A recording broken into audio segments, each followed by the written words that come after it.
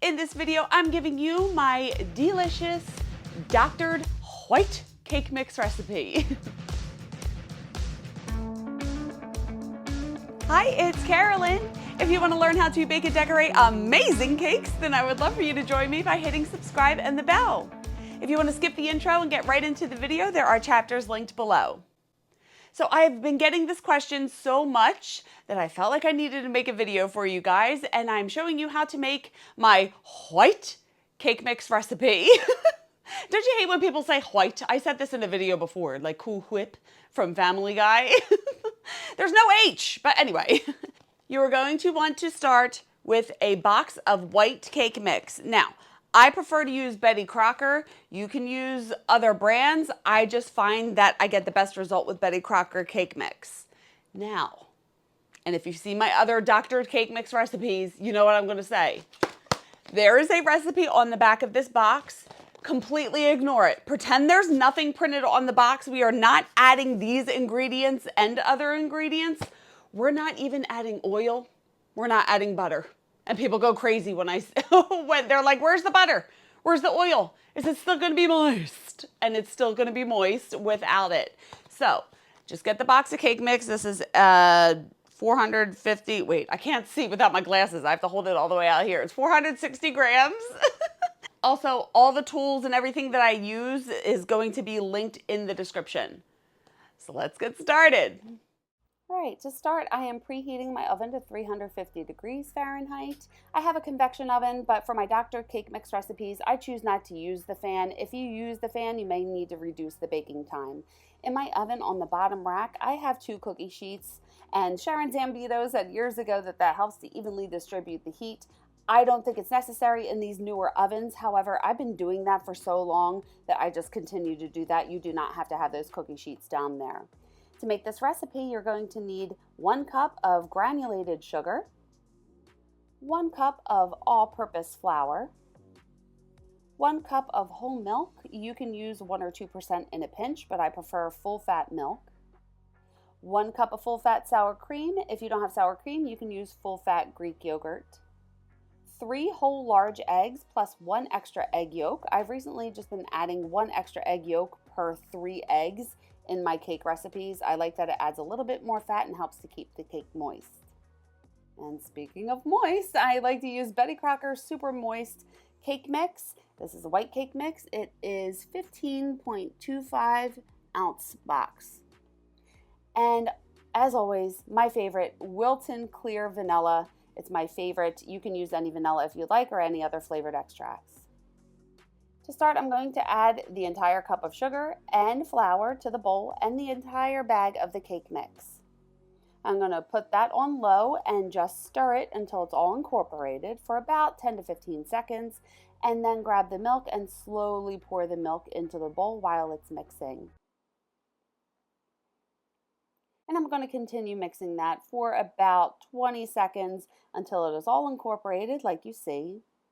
And then I want to add the entire cup of the sour cream. And mix that on low for about 15 to 20 seconds until it is all incorporated. Now I want to add the eggs. You want to add the eggs one at a time so they can be evenly distributed throughout the batter. Don't just dump all the eggs in. So I'm going to keep mixing it on a very low speed until I can't see any of the yolk anymore, and then I'm going to gradually add 1 more, and I'm going to speed this up just so you can see me adding the extra eggs. I did not speed up my blender, I just sped up the video. Now I want to add the Wilton Clear Vanilla, my favorite flavoring. I just eyeball it. I do about 1 to 2 teaspoons. You can measure it out if you wish. I'm just going to turn that on a very low speed just for about 5 to 10 seconds to incorporate that all together. And then I don't use scraper blades. If you use a scraper blade, you can skip this step. I'm just scraping down the sides and the bottom of the bowl. And now you can see that batter looks a little yellow. So how am I gonna fix this?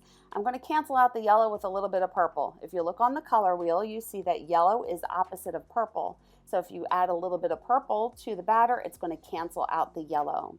So I'm getting a little drop on the beater blade, and that was a little too much. So I have a clean paper towel and I'm just taking about half of that away. And you don't wanna add too much purple because then it's gonna start to look lavender. So start with a tiny bit at a time. And it's already starting to lighten up. Then I have this Wilton white icing coloring, which is good to use in icing and in cake batter. So you shake it well before you use it, and I'm going to squeeze a little bit in there and mix on low. I want to make sure that I'm mixing on low as I'm adding this color in here for about 5 to 10 seconds. And that's looking a little better. I still want to try to cancel out some of that yellow. So I got some of the purple on a toothpick, so I didn't add too much, and still I felt like it was a little too much. So I got a clean paper towel to remove that, squeeze in a little bit more of that white icing. And now I want to really beat this batter. So I'm turning the mixer on about a 6 out of 10, and with Dr. Cake Mix recipes, you want to beat it for about 1.5 to 2 minutes. With Dr. Mix recipes, the way that you get air into the batter is by beating it after all of the ingredients are added. If you're baking from scratch, you want to cream the butter and the sugar really well like this before you add the rest of the ingredients, and then you don't want to mix it on high after that. So it's a little bit different, but with these Dr. Mix recipes, you just want to make sure you whip it for 1.5 to 2 minutes. And then when that is done, look how beautiful that batter is. And I want to show you the before and after so you could see the difference. On the left, look how yellow it was before we added that coloring, and on the right, look how white it is. So now I have some pan grease. I have a video showing you how I make this, and I will link that in the description. And I got some on a pastry brush. I have these 6-inch pans. These are 2-inch high pans, and I just want to get some pan grease all along the bottom and up the sides of the pan. And then I have these heating core nails, and I like to get a little bit of the pan grease on the bottom part right there and stick that right in the middle. That's going to heat your cake from the center, and the cake pan will heat it from the outside. Now I just want to stir this one last time before I pour it into the pans, and I'm going to fill the pans about 2/3 of the way full.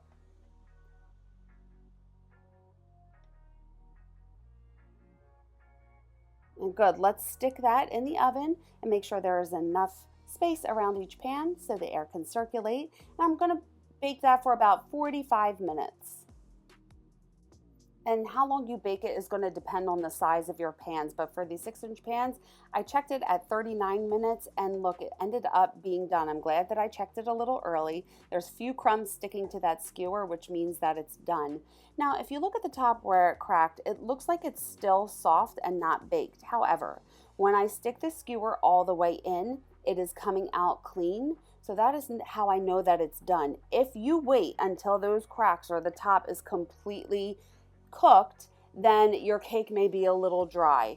So I'm just going to let these cool in the pan for about 5 minutes, and then I'm going to flip them onto this 18-inch wide roll of food safe plastic that comes with a slide cutter, which is so convenient. Turn it upside down, remove the flour now, and I'm just going to wrap up the cake layer. And I'm going to do it for all 3 of the cakes. And I'm just going to store these in the freezer with the top facing down because I leveled the top off. And just to show you the difference, this is a yellow cake. It's a confetti cake, so you see the rainbow jimmies in there. And there is the white cake, so you can see the difference in the color of the yellow cake mix and the white cake mix. So there you go.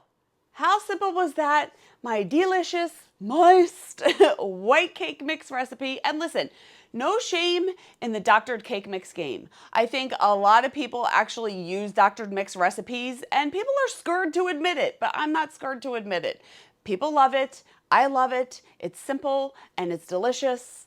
And I do bake from scratch. Also, I have my pound cake recipes are from scratch, which I am working on releasing a recipe book soon with all of my pound cake recipes in it, so stay tuned for that. But I do both scratch baking and doctored mix baking, and I think both are great. So I'm not shaming anyone if you choose to do one or the other. It's just personal preference. Now, I know that I cheat a little bit, and I'm adding the purple to cancel out the yellow. I like to have egg yolks in my cake batter. I just feel like it turns out better. I've tried to make white cake recipes with just egg whites, and the cake always stinking sinks in the middle, and it drives me insane, and I want to cry. Who got the Friends reference? Rachel Green, when she got back from Greece. But anyway, so yes, can you use egg whites? You can. There just may be some different issues that arise. Now, I get a lot of people asking me, can I use buttermilk instead of regular milk? And if you use buttermilk is acidic, the sour cream is acidic. If your cake is too acidic, it's going to have issues browning. And this is the recipe that I'm giving you. If you want to mess around with it, you can. Just know that there's going to be a trial and error process. Now, you saw when I was finished, I stored the cakes in the freezer. I always freeze my cakes overnight before I thaw them and fill them. Just freezing your cakes traps in the moisture and it keeps the cakes really moist. Now, I get a lot of people asking, is the plastic food wrap going to melt? It doesn't melt. It kind of shrink wraps to the cake and it just provides a really good seal. Now, after I freeze it, like I said, I take it out and I thaw it. Look, wait, I actually have them here right now. Here's my cakes thawing right now. I took them out of the freezer and they are thawing, still wrapped in that plastic wrap until they come to room temperature. I do not take my cakes out of the freezer and thaw in the refrigerator. If you put cakes that aren't iced in the refrigerator, you could have issues with it drying out. So I remove it from the freezer, thaw it at room temperature on the table until it's completely thawed, and then I fill them and ice them. And I have videos showing you how I do that, and that will all be linked below. So I think that's it. If you guys have any questions or comments, leave them below. And you can keep in touch on socials and check out my website. Everything is listed in the description. And if you want to stick around, you can watch this video next and hit subscribe and the bell if you haven't already. Please like this video if you liked it. Thank you so much for watching. I love you guys, and remember, it's cake. Have fun. I will see you on the next one. Bye.